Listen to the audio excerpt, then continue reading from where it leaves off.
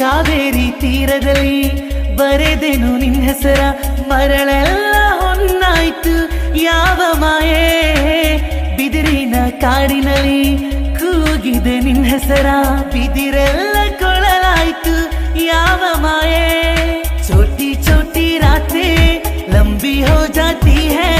बैठ बिठाए